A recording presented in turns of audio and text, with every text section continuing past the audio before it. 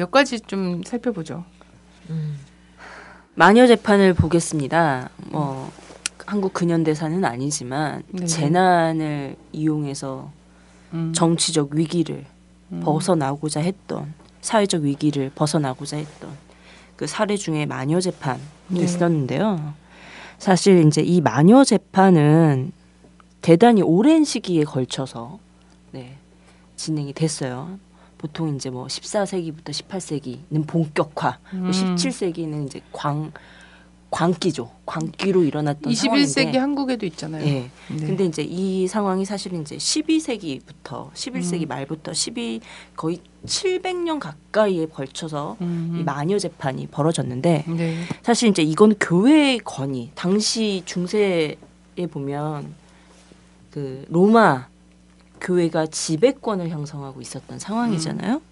그 이제 마녀 재판이 있었던 건데, 사실 이제 11세기에 이 성지회복을 명분으로 해서 십자군 전쟁이 벌어졌어요. 네. 근데 사실 실패한 거죠. 명분도 찾지 못했고, 그렇기 때문에 명분 없는 전쟁은 실패하기 마련인 거죠.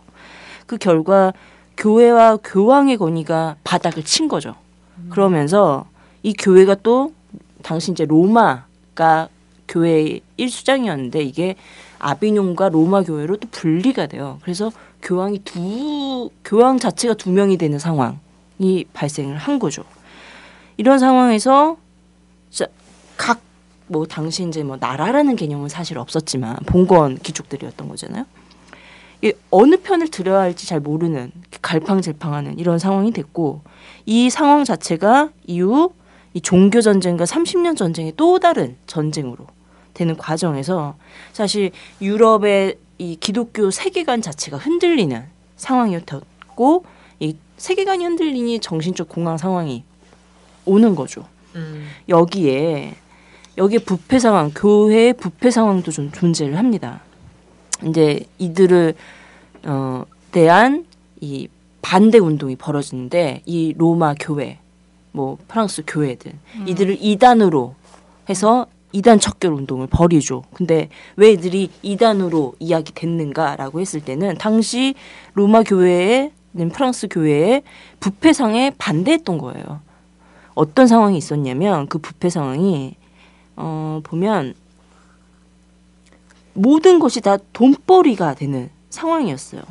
그래서 면제부를 파는 상황으로 금전적 결례를 하고, 뭐 성찬례, 죽은 사람을 위한 기도, 뭐 임종의 행사, 그 외 모든 의식을 다 형식적으로만 하고 다 돈으로 철회하는 이런 상황. 그럼 거기에다가 성직자를 매매하는 이런 상황까지 벌어진 거죠. 이런 상황에서 누가 이런 교회를 믿겠습니까? 그래서 이것과 다른 교회의 기본으로 돌아가고자 했던 이 사람들을 이단으로 모으면서 재판을 시작하는 거죠.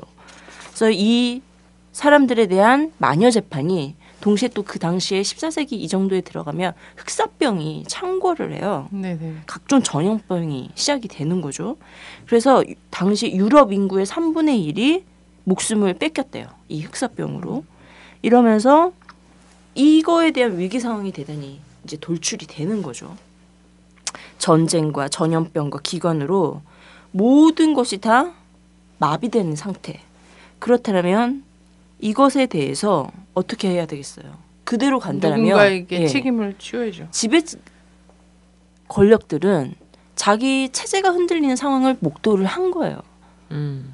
교회는 타락했지, 권위는 없지, 흑사병으로 모든 사람은 죽지, 농사는 망했지. 그런데 자기는 살아야 되겠지.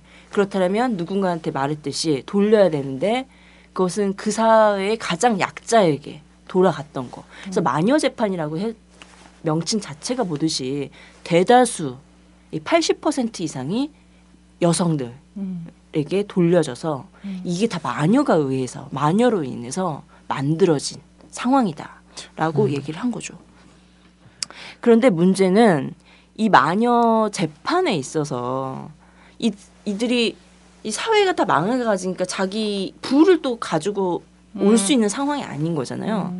이 당시 마녀 재판으로 몰렸던 이 마녀들은 대부분 이제 독신 여성들, 그 일정한 좀 부를 가지고 있었던 여성들이었다고 해요. 그래서 그 마녀 재판을 끝내고 참수 마녀 재판 과정 자체가 다 돈인 거야.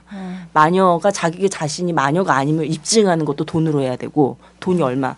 그 각각의 항목에 대해서 다 돈인 거예요. 아 정말. 그러니까 마녀 넌 마녀다라고 하는 이거에 대한 고문을 하는 고문 기구를 만드는 것에서도 돈 얼마. 재판 과정에서도 돈 얼마. 이런 거고 결국은 마녀로 몰렸잖아요. 죽임을 당하잖아요. 그러면은 그 유산들을 몰수를 하는 거죠. 그래서 그 재산을 가지고 좀 약간 적당히 이걸 무마하는 이런 정도로 쓰이는. 그래서 이 갈등과 위기를 봉합하는 수단으로 이 마녀 재판을 아주 활용했던 상황이었던 거죠. 이게 전 유럽을 휩쓴 거예요. 뭐 어느 한 지방, 한 지역 이런 게 아니라 이루 셀 수 없는 지역 자체. 사실 이제 로마의 지배권이 상당했던 거잖아요. 지금의 로마를 생각하시면 안 돼요. 영국까지 뻗어 나갔던 상황인 거고 이 모든 유럽 전체가 다 로마의 지배 아래에 있었으니 이 마녀 재판이 한두 곳에서 벌어진 일은 아닌 거죠. 그래서 일례로 뭐 그 중세 시대 이 마녀의 수가 무려 30만 명에 이른다라고 했던 이건 뭐 종북 빨갱이가 5만에 걸쳐 5만이다 뭐 이런 박홍 씨의 주장과 또 그래서 뭐 제가 어느 지방 어느 지역 뭐에서 몇 명이 죽었다 이런 얘기는 굳이 안 하겠습니다. 전 유럽에 걸쳐서 펼쳐진, 유럽에 걸쳐서 종교 재판이 있었던 거죠. 그러니까 저는 이게 지금도 이제 이 지배자들이 늘 하는 짓이잖아요. 뭔가에 대한 책임을 글로 뒤집어 씌우고 이런 게 사실 대한민국에서는 분단 이래 전부 이제 공산주의, 빨갱이들 이런 거였지 않습니까? 사실 이 세월호 사건이 일어나기 직전에 있었던 무인기 이런 거 있잖아요. 사실 막 혼란스러운 상황에서 이런 걸 또 무인기라는 약간 뭐라 그래야 돼요? 현대화된 마녀의 새로운 모습이죠. 무생물이긴 하지만. 마녀하면 또 우리 황선 씨죠. 마녀 사냥 진짜 많이 당하셨잖아요. 네. 대표적으로 뭐 선언니도 많이 당하셨고 뭐 이정희 대표라든지 한명숙 총리라든지 정말 많이 당했어요. 그래서 저는 그렇게 생각해요. 진짜 마녀가 진짜 있는 게 아니잖아요. 마녀가 있는 것이 아니라 마녀를 필요로 하는 사람들이 있는 거고 우리 한국 같은 경우에는 정말 반체제, 반정부, 내란 음모꾼 이런 사람들이 있는 게 아니라 그런 게 필요한 거다. 그러니까 그 당시 이제 마녀라고 몰렸던 사람이 대부분 이제 50대 이상의 여성들이 좀 부를 가진 당시 약간 기근이 많았다니까 도움을 주는 사람들이었던 거예요, 이들이. 그리고 근데 그걸 착한 척하면서 이 사람들이 막 영혼을 빼간다 이렇게 과정 이렇게 보였던 거고 또 이러다 보니까 이제 사실 그 권력의 최상층이 교회였던 거잖아. 근데 이제 이들이 도움을 주고 하는 이유에서 의사들이 대부분 성직자였대요, 당시. 근데 이 사람들이 민간의학 이걸 하면서 도움을 줬던, 그러니까 이권 배분에 있어서도 대단히 민감했던 거지, 교회 자체가. 그리고 이 여성들이 또 이제 출산에 도움을 주는 이런 형태였다. 당신의 의학 수준, 지금도 이제 출산하다가 이렇게 돌아가시는 분들 많이 있잖아요. 네네. 결코 쉬운 일이 아닌 거잖아요. 출산 거죠. 자체가. 근데 당신은 더 얼마나 심했겠어요. 그러니까 이 원망의 화살들을 여기다 막 다 던지는 거지. 네네. 공동의 적으로 만들어버리는. 그래서 이 마녀라는. 그러니까 정말 권력은 착한 사람들 뭔가 나누는 거 있잖아요. 공동체적 삶을 지향하는 사람들을 정말 부담스러워해. 그런 사람들이 뭔가 사람들한테 인정받고 입소문을 타게 되면 이 권력의 어떤 그 욕심과 이런 것들이 기본 패러다임과 맞지 않죠. 권력을 가지려는 사람들은 못 사는 사람들, 자기보다 낮은 사람들을 착취하는 구조로서 돼야 되는데 거기에 철저히 위배되는 게 공동체적 삶과 나눔이거든요. 그렇죠. 그러니까 예수 그리스도가 만들어지는 거예요. 혁명가 예수 그리스도가 가난한 사람들과 같이 있는 뭐 교회가 그런 역할을 하는지는 잘 모르겠지만 하시는 분들도 계시죠. 물론 하고 있는 분도 있죠. 근데 대한민국에 이 엄청나게 큰 종교와 종단들이 많이 있잖아요. 저는 진짜 이번에 보면서 정부에 뭔 일 있으면 정말 돈 턱턱 갖다 주고 있는 이 정치권에 엄청 줄대고 있는 이 대형 교회들이 지금 뭐 하고 있나 이런 생각 드는 거예요. 네, 그 교회 하니까 생각나는데 그 2010년에 우리 비방 중상 하지 않기로 했던 거를 이명박 정부가 깬 거잖아요. 그래서 애기봉 등타.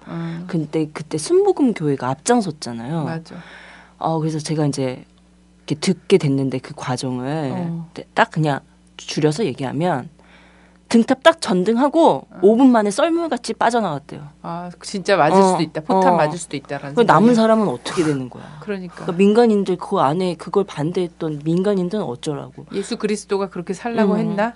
5분 만에 정말 밀물처럼 빠져나갔다고 그러더라고. 그들은 진짜 그러니까 예수 그리스도를 믿는 게 아니에요. 아니 진짜 포탄이 떨어질 걸 생각하면서 어떻게 생명의 존귀함을 가장 중심에 놔야 된다는 종교인들이 그런 짓을 하냐고. 지금도 어쨌든 권력과 돈에 줄대놓은 이 십자가의 나라에서 별반 큰 자성이 일어나지 않는다는 거, 종단으로부터 자성이 일어나지 않는다는 게 정말 슬픈 일이죠. 이 흑사병, 패스트 이게 다 마녀가 한 짓이었군요. 그렇습니다. 네. 이게 이제 해외 사례라면 네네. 분명히 또 지금의 전국에서도 분명히 마녀가 나와요. 희생양 하나 지금 무지하게 찾고 있어요. 예. 찾고 있는데 이게 사태가 너무 크다 보니까 지금 또 역풍 불 수 있는 거잖아요. 이걸로도 나름대로 이제 조장을 한번 해봤던 건데 오히려 역풍이 너무 심했고 지금 또 이제 뭐 전쟁 분위기로 이렇게 해서 한번 덮어보려고 하지만 이것도 역풍 불면은 사실 사람들의 불신이 크니까 이승만 저리 가라겠구나. 철길 그때는 다리 끊고 도망갔는데 지금은 어떻게 할까? 못 가. 이런 거지. 이런 생각을 국민들이 하고 있으니까 쉽진 않지만 어쨌든 희생양을 찾고 있죠. 네. 또 빨갱이들 타령이 나올 수 있지. 네, 그렇습니다. 언제나 귀결은 한국 사회에서 빨갱이였죠. 네, 마녀. 네, 이런 이제 해외에서는 마녀가 있었다라면 우리 이제 식민지 시대 집단 학살이 있었죠. 네. 조센진들 때문에 이런 게 또 일어났다고 하는. 관동대 학살이라고 이런 일이 있었습니다. 1923년 9월 1일이었어요. 일본 간토 지방에서 대지진이 일어났죠. 이 지진이 일어나면 지진으로 끝난 게 아니라 연이어 이제 수반되는 재해들이 동반이 되죠. 쓰나미들이 밀려오는 거예요. 당시 기상청 자료에 따르면 일본이죠. 어떠면 사망자 99,331명, 행불자 43,476명, 가옥 전파가 128,266동, 반파가 26,233동, 소실이 447,128동, 유실이 868동의 피해가 발생을 했다고 해요. 엄청나죠. 예. 사망자가 거의 10만에 이게 사실은 그냥 집계된 걸 텐데, 그죠? 예. 집계된 걸 텐데 10만이 그때 당시 10만이었으면 근데 당시가 이 목조 건물이었잖아요. 지진이 일어나면서 화재가 발생을 한 거죠. 그래서 건물 붕괴로 인한 압사자는 도쿄에서 확인된 수가 불과 2,000명 안팎이었지만 사망자가 6만 명에 달했다고 해요. 이 정도면 아노미 상태가 되는 거죠. 그죠. 일본 민중들이 아노미 상태가 되는 거야. 근데 문제는 그럼 빨리 수습해야 되잖아. 근데 이걸 기회를 가지고 노리는 사람들이 또 있었던 거죠. 네. 이들이 무엇을 했냐 이걸 봐야 되는 거죠. 문제는 빨리 수습을 해야 되는데 쉽지가 않았어. 그러려면 당시에서는 계엄령을 선포해야 되는 게 딱 바로 온 거예요. 수습을 하기 위해서. 야, 지금도 또 계엄령 얼마나 때리고 싶겠니. 당시 내각의 생각이었던 거지. 계엄령을 선포해서 이걸 수습을 해야 되겠다. 근데 계엄령 선포에 필요하면 왜 해야 되는지가 있어야 되잖아. 명분이 필요했던 거죠. 그럼 그 명분을 표현하는 데 있어서 이 조작 여론을 유포를 하기 시작을 하는 겁니다. 그것이 바로 일본인들이 조선인이 폭동을 일으켰다. 이렇게 보는 거죠. 그 뭐 독약을 탔다. 화재를 냈다. 폭행을 했다. 강간을 하고 있다. 이런 식의 조작 여론들을 유포를 하고 9월 1일 날 했으니 지진이 발생했으니 바로 시작이 된 거죠. 그 9월 2일 정오에 계엄령을 발표를 한 겁니다. 이러면서 계엄령과 함께 어떠했냐면 자경단을 모집했어요. 계엄령 기본적으로 군 그리고 경이 발동이 되잖아요. 이것만 한 거 아니라 민간을 동원한 거죠. 그래서 그 수가 전체 3,689개의 자경단을 조직을 해서 그때부터 조선인 사냥에 나서기 시작을 한 겁니다. 근데 나는 일본이 정말 나쁘다고 생각하는 것 중에 한 사건이지만 그것도 그렇지만 이게 무슨 사실 되게 오래전에 있었던 일이 아니라 되게 근래에 있던 일이잖아. 근데 이런 전체적인 분위기 속에서 그 사람들이 그런 광기에 휩싸여서 진짜 조선인을 사냥하고 정말 그 이미 과학기술이 발전했던 시기에 있었던 일인데 지진이 조선인들 때문이라고 믿고 이런 것 자체가 굉장히 집단적인 광기라고 생각해요. 그래서 근데 단순히 이 위기 상황을 수습하기 위한 하나의 방편으로 조선인 학살을 했냐 이것만이 아니라 좀 더 아까 이제 마녀사냥에서도 여러 가지 이유가 있었던 거잖아요. 좀 더 살펴보도록 하겠습니다. 당시 지진이 일어나던 그 당시죠. 일본이 전쟁으로 인한 막대한 군수물자 조달을 위해서 식민지였던 이 조선뿐만이 아니라 일본 내에서도 쥐어짰어야 했었던 문제가 있었죠. 군수물품 조달을 위해서. 근데 그 대표적인 사례가 쌀이었던 거예요. 그래서 쌀값이 폭등을 하게 되는 거죠. 한 예로. 그러면서 이거에서 쌀값을 내리라는 봉기가 일어나는 상황이었던 거예요. 근데 이게 단순히 쌀값 내려라는 봉기가 어디로 번져질까 고민한 거지. 근데 일본은 군국주의의 반기를 드는 국민들로 번져졌는 거죠. 위기인 거지. 근데 더구나 노동조건 개선을 위한 일본 노동자와 함께 이제 살 길을 찾아서 떠나잖아. 조선인들도 일본으로 많이 넘어갔잖아요. 그래서 이 연대가 깊어지기 시작을 한 거예요. 그래서 노동조건 개선, 임금 개선에 대한 요구들. 근데 사실 대공황의 시기에 접어들던 상황이었잖아. 쉽지가 않았던 거지, 일본도. 이런 상황이었고 사실 이런 상황에서 일본 군국주의에 대한 반대 그리고 1919년에 3.1 운동이 일어났었잖아요. 그러면서 이 조선의 이걸 기회로 해서 조선이 다시 민족 해방 운동을 벌이지 않을까 이런 우려 그리고 또 한편 청산리 전투 같은 이런 데서 파병을 해야 돼. 파병을 해야 되는 이런 일본의 상황들 이런 걸 맞물려면서 이런 위기가 저항으로 나오는 이 상황을 타파해야 되겠다라는 것을 가지고 이 전국 장악 계기의 명분으로 이 지진을 활용해서 위기를 넘어가려고 했던 거죠.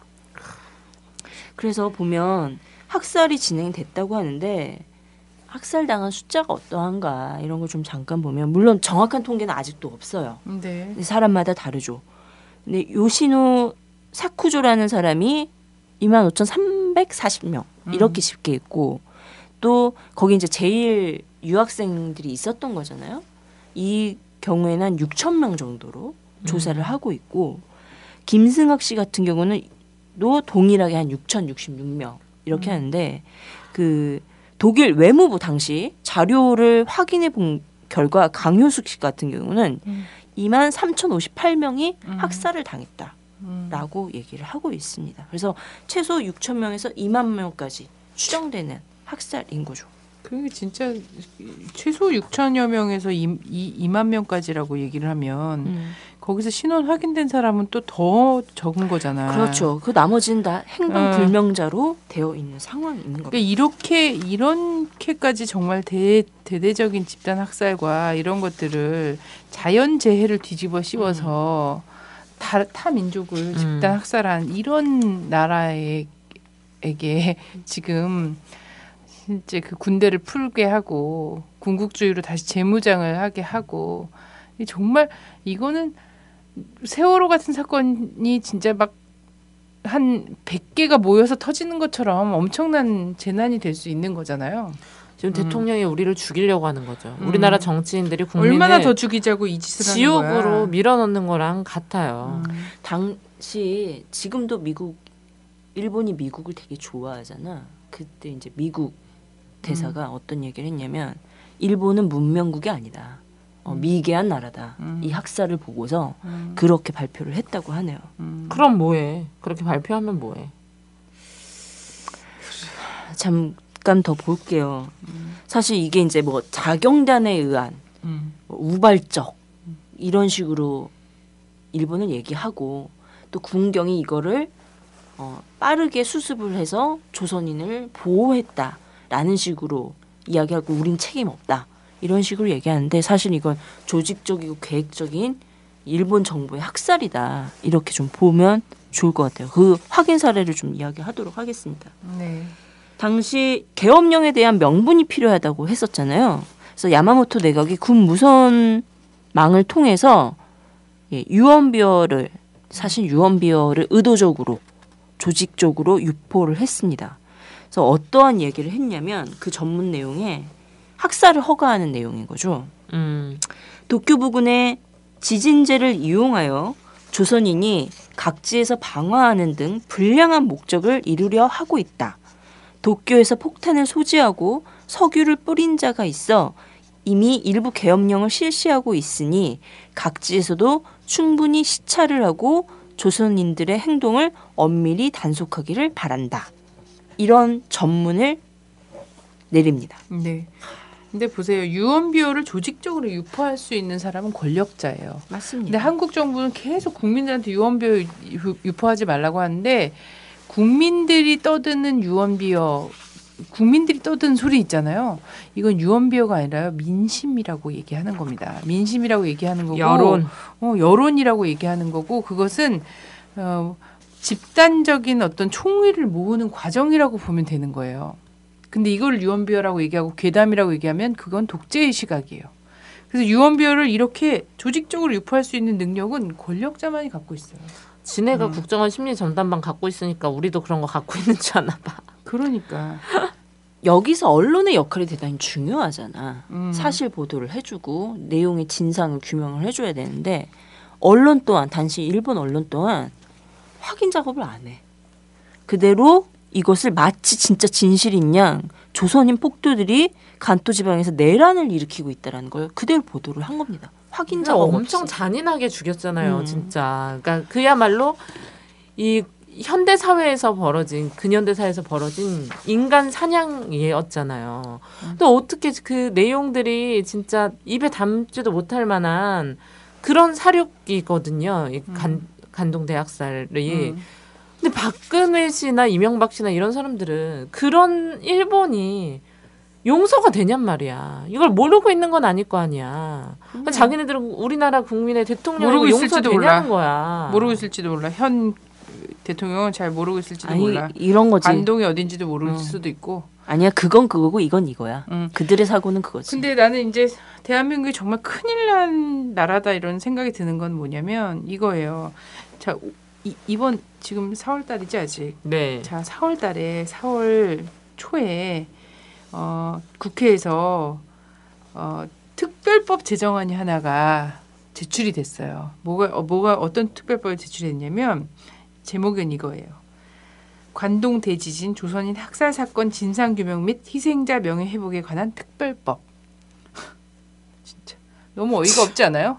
1923년에 일어난 일인데 2014년 4월 달에 이게 학살 이후에도 도대체 정부가 뭐 했냐, 진상규명이나 뭐 이런 것들을 하고서는 하나도 진행된 게 없다라는 이 피해자 가족으로 유추되시는 분들. 근데 그 가족도 몇 대가 넘어갔을 거예요, 지금은.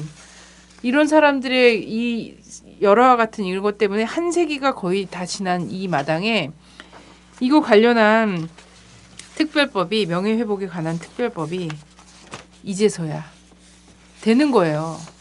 이런 나라니까. 이런 나라니 세월호 사건 같은 게 안 날 수가 있어. 자기 국민이 최소 6천 명에서 2만 명까지 죽어갔는데 억울하게 마녀로 몰려서 정말 학살 당했는데 이거를 친일 청산 해방과 동시에 이거를 계산하고 이렇게 하는 것이 아니라 한일협정하고 그걸로 배상금 받아서 홀랑 통치자금으로 쓰고 그래놓고선 2014년 이제 와서 진상규명하자고 특별법 제정하고 있는 이 나라가 일본이 보기에는 얼마나 만만해 보이겠냐는 거예요.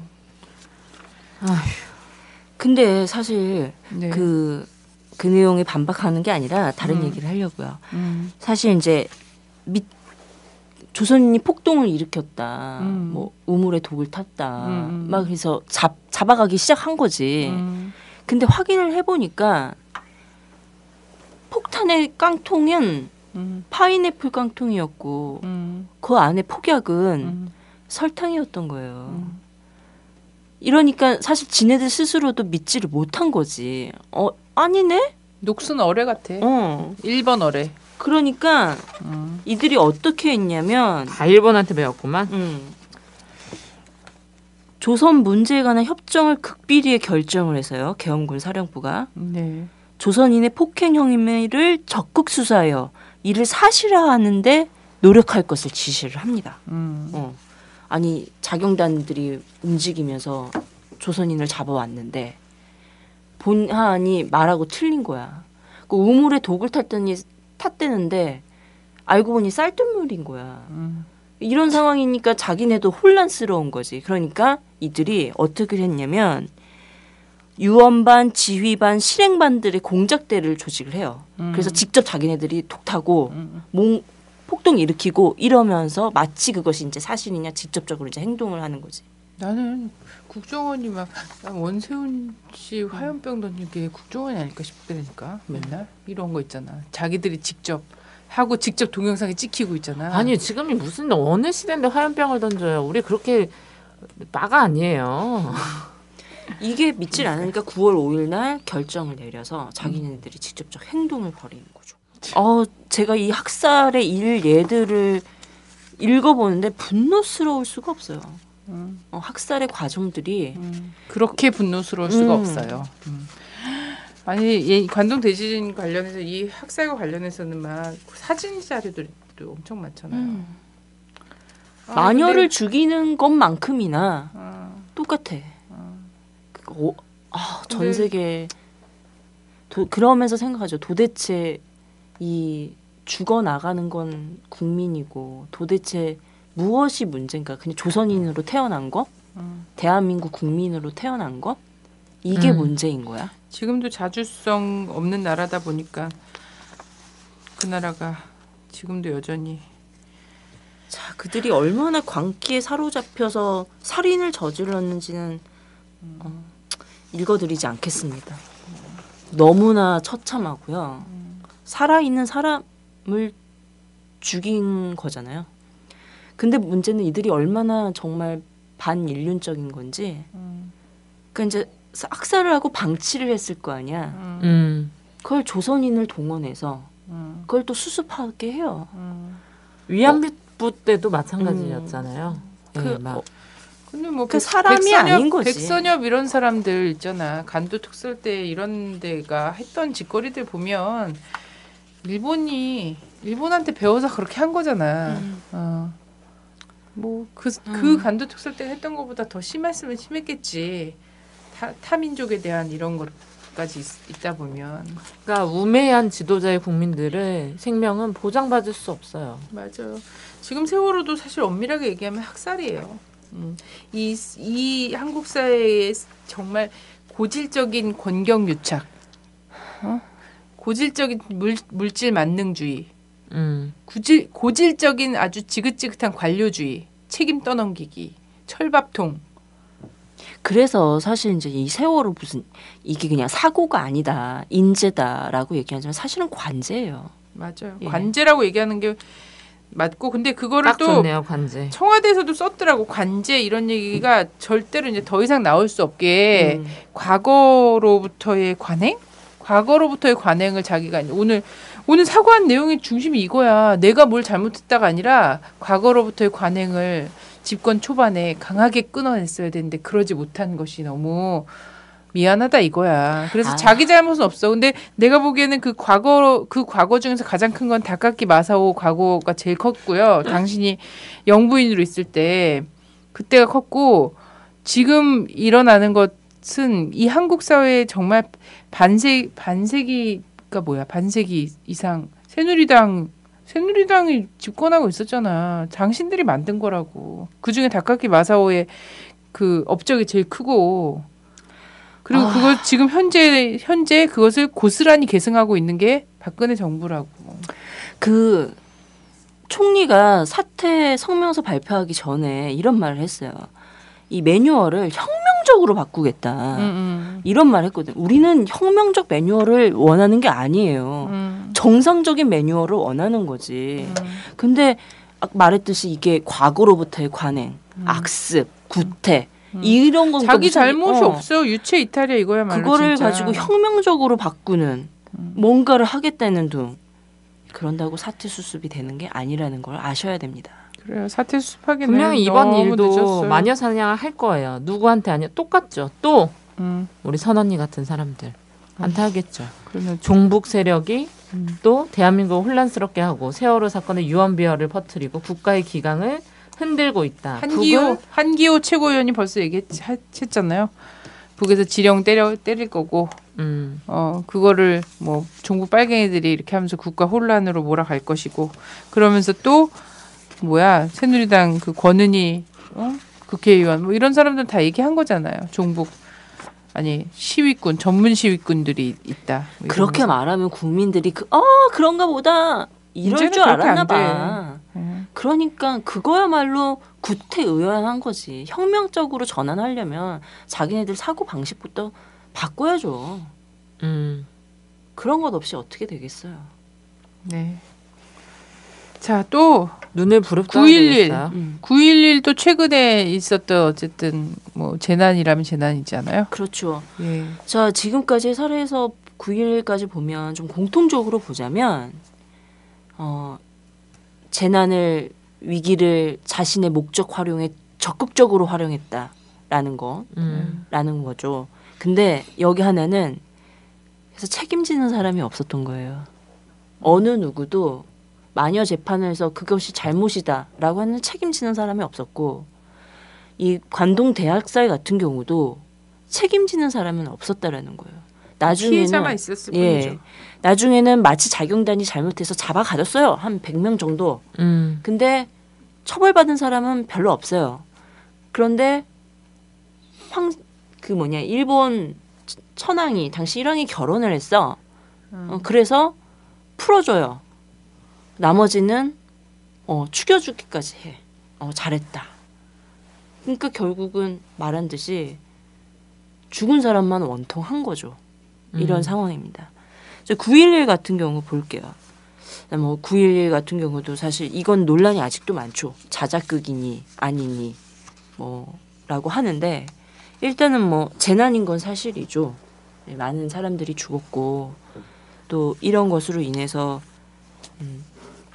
상황들을 볼 텐데, 사실 이거는 테러와의 전쟁으로 연결이 되잖아요. 이것이 이제 아프간 전쟁과 이라크 전쟁. 누군가는 이건 전쟁이 아니라 침공이다. 미국의 침공이다. 이렇게 얘기하는 게 정확하다. 이렇게 얘기하는 분들도 계시지만, 기본적으로 그냥 알려진 바대로 전쟁으로 이야기를 하도록 하겠습니다. 기본 9.11의 재난 이러면서 그 다음에 부시가 테러와의 전쟁을 선포를 했고, 이러면서 얘기를 하는데, 아프간은 사실 빈 라덴의 은신처 그리고 은신처에서 빈 나대들 내놔라. 그랬더니 우린 없다. 그래서 안 내놨던 상황. 그래서 아프간을 침공한 거잖아요.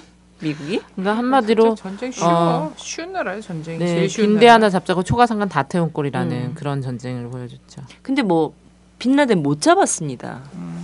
당시에는. 그러면서 이라크로 넘어가죠. 그러면서 어떤 이야기 하냐면 WMD를 계속적으로 개발한다. 미국의 안보는 위험하다. 그리고 이 알카에다가 이라크에서 지금 온상하고 있다. 이라크 정부가 이 제공해주고 은신처를 제공해주고 활약하도록 도와주고 있다. 이런 거고 또 한편 네 이런 억압적 독재 정권이 민주주의를 파괴한다. 그래서 우리는 전쟁을 해야 된다. 그래서 이라크에게 이틀간의 시간을 줘요. 항복할 거냐 안 할 거냐. 48시간 후에 침공을 합니다. 완전 깡패였죠. 이런 상황이 되죠. 그래서 당시 이 전쟁이 일어나는 건 단순히 이라크가 WMD를 개발해서 알카에다의 은신처를 제공해서 독재 국가라서 민주주의를 실현하기 위해 세계 평화를 위해 이런 게 아니라 사실은 미국의 처한 상황이 을 잘 보셔야 되는 거예요. 자, 미국이란 나라는 군산 복합체 상황이잖아요. 군산 복합체에서 전쟁이 없으면 살아갈 수 없는 나라. 근데 사실 전쟁 가장 자기 최대의 적이라고 했던 냉전이 해체가 되면서 네 적과 싸울 수 있는 상황이 없었던 거죠. 그러니까 새로운 적을 네 어디든지 전쟁할 수 있는 그래서 테러 분자들을 만들어낸 거죠. 네, 어느 국가를 하나의 상대만이 아니라 테러 단체 내지는 테러 조직과 어디든지 언제든지 전쟁할 수 있는 테러와의 전쟁의 명분이 됐다라는 것. 이런 한편. 그런데 당시 미국은 IT와 주가가 버블이 붕괴되기 시작했던 거예요. 한편으로는. 전쟁이 없기 때문에 군산 복합체는 이익을 실현할 수 없었던 상황도 있었고 미국 국내 상황 자체가 주가 그리고 IT가 붕괴되면서 버블이 붕괴되면서 이거의 이익을 실현할 수 있는 구조가 없었던 거죠. 더구나 이제 뭐 이라크 전쟁은 에너지 전쟁이다라고 하는 부분도 이 석유를 둘러싼 이권. 그래서 당시 왜 영국이 미국의 푸들이 됐는가라고 하는 거 보면 이라크가 WMD 개발이라는 명목으로 이미 한 차례 전쟁도 한번 했었고 90년대 했었잖아요. 네. 그러면서 경제 제재를 받고 있었어요. 근데 미국과 영국은 아주 충실하게 경제 제재를 함과 동시에 이 이라크 석유에 대한 접근을 못했던 거지. 근데 나머지 프랑스나 이런 나라들은 접근이 가능했었던 거예요. 그 당시 유엔에서 이 이라크와 전쟁을 하겠다라고 했을 때 프랑스 등등의 나라들이 반대했던 나라들은 접근이 가능했던 나라들인 거고 미국과 영국은 그러지 못했던 상황이 있었던 거죠. 네. 그래서 미국과 영국이 연합해서 전쟁을 만든 것 이런 과정들이 있었던 것들을 보시면 좋을 것 같습니다. 그래서 자기 이권을 창출하기 위해서 이라크라는 나라를 9.11이라는 테러의 배후지, 온상지, WMD, 독재라는 반인권 국가라는 명분을 가지고 했는데 사실 그 정보라고 하는 것들이 조작임이 다 드러났잖아요. 뭐 이라크 침공했는데 WMD 확인한 거 없고 네. 네. 테러와의 연관성 확인할 수 없었고 하나는 독재 국가였다라는 건데 사실 이거는 이념과 사상과 뭐 제도가 다른 게 침공의 이유가 될 수는 없는 거잖아요. 이런 부분들이 다 결국은 미국의 사실 이 패권을 유지하기 위한 속에서 나왔던 거죠. 그래서 이런 역설도 하나 있어요. 이라크가 정말 WMD를 갖고 있었더라면 미국의 침공을 당했을까? 뭐 이런. 그렇죠. 이런 근데 의문이 나오죠. 오늘 이제 이 홍문종 있잖아요. 나 요즘 새누리당에 참 사람 개개인별로 참 관심 없는데 이 사람들이 처음에 약간 조심을 하면서도 계속 실수를 하잖아요. 계속 실수를 얘네들은 조심을 하는데 또 불구하고 이런 실수를 할 수밖에 없어. 평상시엔 정말 얼마나 퍼져서 살았을까 싶은데요. 근데 이제 이게 박근혜 정부의 책임론으로 지금 계속해서 불거지고 내각 총사퇴를 넘어서 이제 대통령 하야 얘기나 뭐 이런 것까지 다 자연스럽게 나오다 보니까 얘네들이 이제 박근혜 라이언 일병 구하기 이걸로 해갖고 지금 또 다들 난리잖아요. 그래서 홍문종 사무총장이 오늘 9.12 사태 얘기를 마침 우리가 방송할 줄 알고 했는지 모르지만 언급을 해줬어요. 뭐라고 했냐면 미국을 봐라. 9.12 사태에서 여야가 앞장서 수습했을 뿐만 아니라 대통령과 국민이 하나가 되는 계기가 됐는데 한국은 그렇다는 거야. 누구야? 정몽준 아들내미 말처럼 미개하다는 얘기를 이렇게 돌려서 얘기한 거야. 미국은 대통령 공격 안 하고 하나가 돼서 전 국민과 대통령이 하나가 되고 여야가 하나가 돼서 사태를 수습하는데 한국은 대통령 욕만 하면 그게 정치냐 이러면서 이제 야당 이걸 다 깐 거야. 그러면서 이정희 대표도 언급하고 막 이런 거야. 그 사람은 이 사실을 몰랐던 거네요. 9.12 딱 나면서 워낙 자기네들도 자체가 아놈이었던 거잖아. 그러니까 이 여야 상하원 지도부가 방호 그 승용차를 타고 호의를 받아서 별궁에 간 거지. 자기네는 도망간 거야. 사실 그걸 몰랐어. 얘는 몰라. 그 사실을 몰랐나 보네요. 정말. 자기네들은 도망갔고 결국은 남은 건 그 안에서도 미국 국민이었던 거예요. 근데 또 어쨌든 미국이란 나라도 굉장히 국민을 오랜 시간 동안 우매화 해온 곳이잖아요. 그럼요. 정치적으로 계속 소외시키고 계속 우매화를 해왔단 말이야. 그런 나라기 때문에 이 여야가 합심해갖고 이 방탄차나 이런 거를 타고서는 도망을 갔다는 거를 미국 국민들이 몰라. 그리고 또 미국에서 이제 9.12 사건이 도대체 어떻게 일어난 건지는 지금도 의혹이고 미국 안에서도 참 의문을 제기한 사람들이 많이 있지만 대중들한테는요, 이 9.11은요, 테러였어. 미국에 가한, 제3세계가 미국에 가한 테러야. 그럴 때 이 테러라는 이게 실제 테러범이 했는지 아니면 진짜 또 하나의 마녀가 필요해서 만들어냈는지는 또 사건의 진상이 파악이 돼야지 알겠지만 미국 국민으로서는 대통령과 국민이 한 몸이 돼서 테러와의 전쟁을 할 수 있는 명분이 만들어진 거라는 거예요. 근데 세월호가 테러야? 세월호도 테러로 만들고 싶었겠지. 천안함처럼. 그래서 초반에 그런 개소리한 사람들 몇 명 있었죠. 그래서 또 막 그것도 뭐 북한 잠수함이 거기까지는 왜 못 들어오냐 막 이랬잖아. 사실 본인들이 또 그걸 한 것도 있지. 천안함도 잠수함이 들어오기 되게 얕은 너무 멀지 않아 진도는? 아니 천안함도 얕은 수역이었거든. 40 몇 킬로, 40 몇 미터짜리였잖아 수심이. 그런데 이제 지금 세월호는 혹시 미국 잠수함이랑 부딪힌 거 아닙니까? 막 사람들이 얘기하니까 수심 30 몇 미터인데 잠수함이 다니긴 좀 어렵습니다. 이런 거야. 말이 돼? 북한의 연어급 잠수함, 연어급이란 건 또 그때도 처음 만들어진 거지. 연어급 잠수함은 되는데 미국의 고등어급 잠수함은 안 되는 거야? 이런 귀에 걸면 귀걸이, 코에 걸면 코걸이죠. 이런 식으로 막 얘기를 하려니까 이제 국민들이 믿지 못하고 이런 건데 근데 사실 그러니까 우리나라 국민들이 뭐 아주 과도하게 그런 의심을 한 것도 아니었어요. 그치. 네, 근데 더 발끈해가지고 그러니까. 아니 그리고 사실상 군사훈련이 있었고 나는 군사훈련이 있어서 실제 약간 돌아갔다 이런 설이 있었죠. 근데 군사훈련이 있어서 그 군사훈련 때문에 가서 갖다 부딪혀갖고 이게 뭐 침몰을 했다거나 이런 게 아니라 사실상 거기서 군사훈련이 있었는데 하나는 이거였어. 군사훈련 때문에 항로를 변경했냐 이런 거였고 근데 군사훈련 따위는 없다라고 얘기했는데 어제 CBS에서 단독으로 나왔단 말이야. 군사훈련이 있었고 항행 금지 구역이 있다는 게 또 나왔어요. 아니 근데 제가 그 전에 사실 항해 금지 구역을 선포를 하잖아요. 어디 지역에서 한다 그래서 표시를 해요.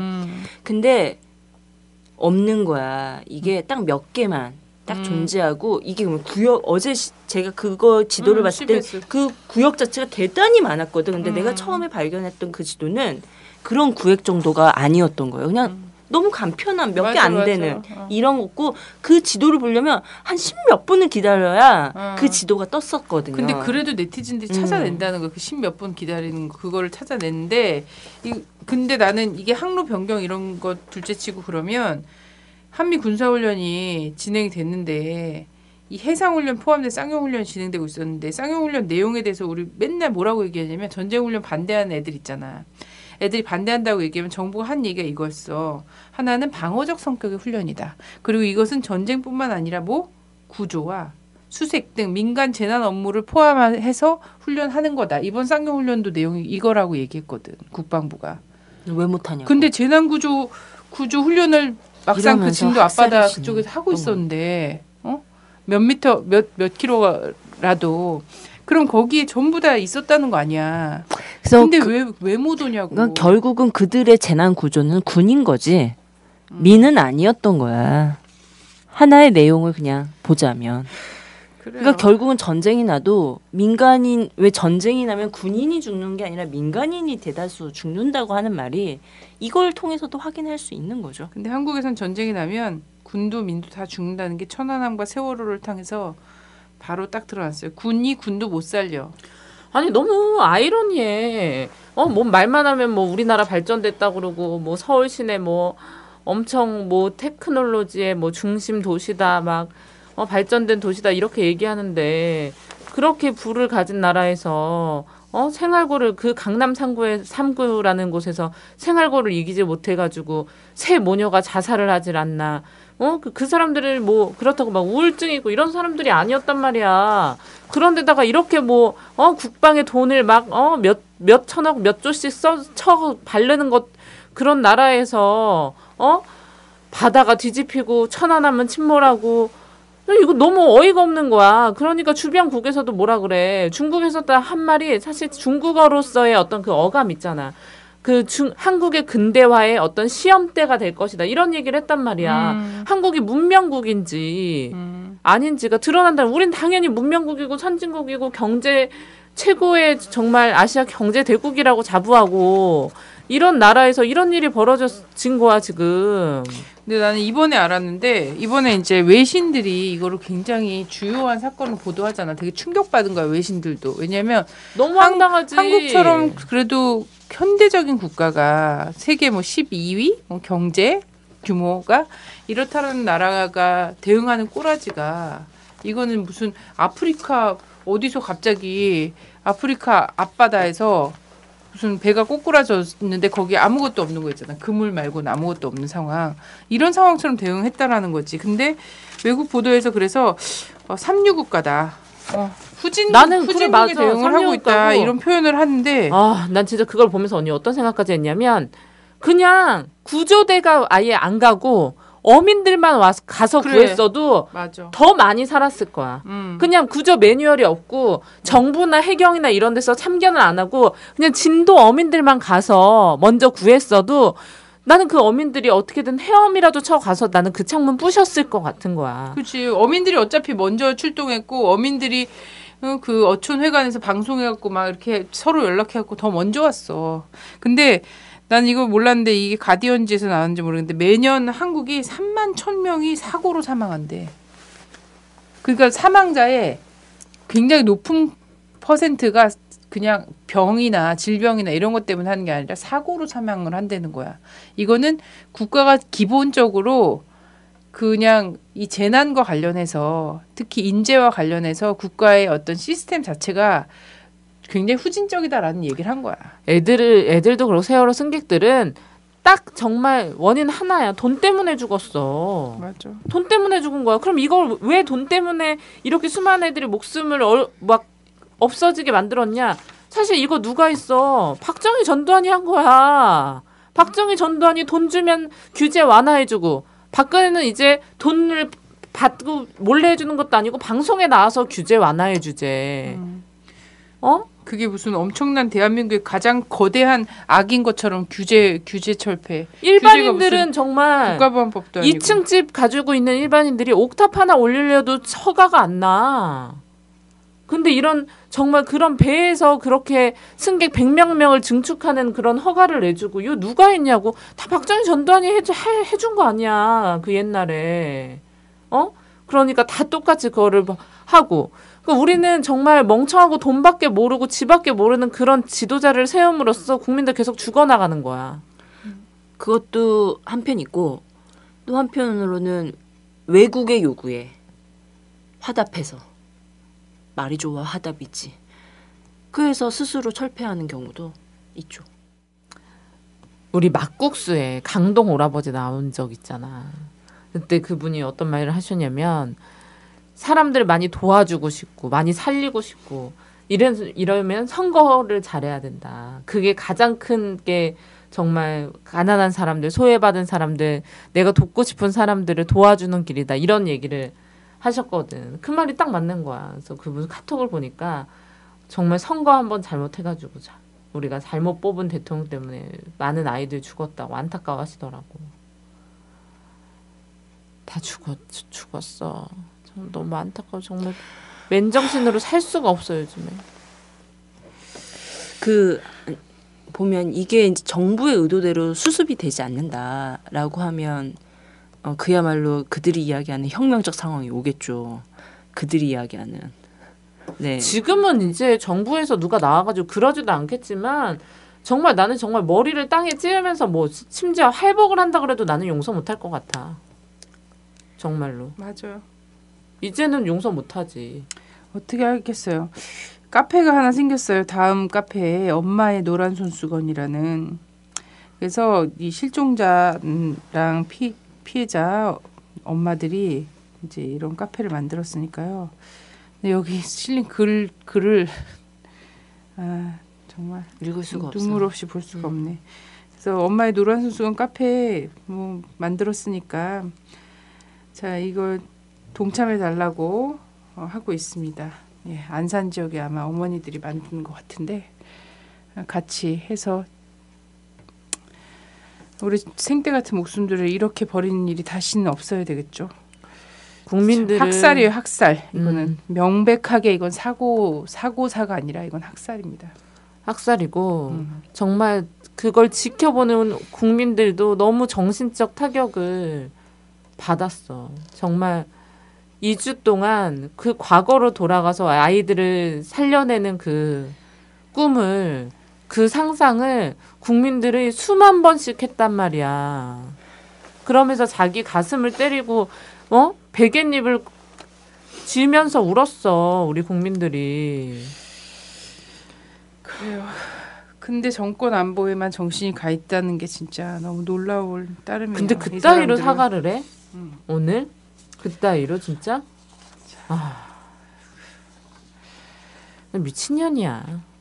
우리가 방송하고 있는 와중에 실종자 수가 90몇 명으로 두 자릿수로 줄었네요. 한꺼번에 한 12명에 시신이. 아니 오늘이 제일 뭐 유속이 세고 그렇다면서 어제부터. 근데 왜 진작 못했냐고. 그러니까 오늘 꺼내는 아이들을 왜 첫날 못 꺼냈나. 난 이게 정말 그리고 그 아이들이 남긴 그 동영상을 보면서도 매 순간 저 순간에 뛰쳐나오지 그랬어. 그 있잖아 막. 저 순간에 뛰쳐나오지 이런 생각이 막 너무 드니까 정말 미치겠더라고.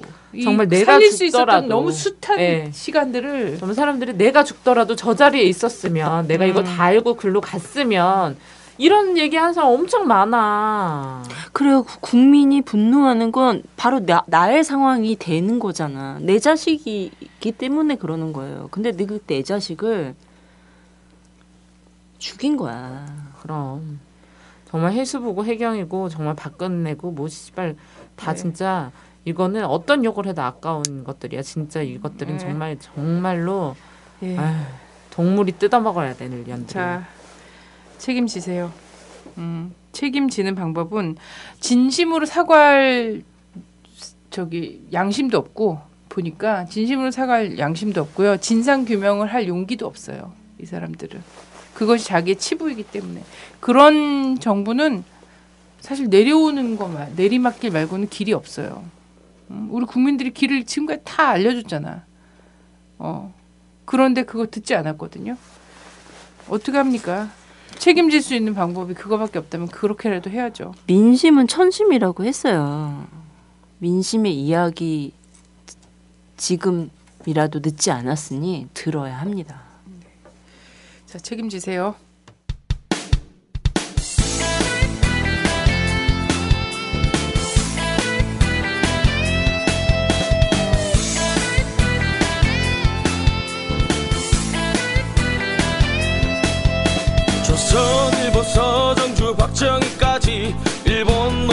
충성스런 앞잡이일 때 동상 걸린 손가락을 잘라내가며 해방을 위해 싸웠던 건 백성들이다.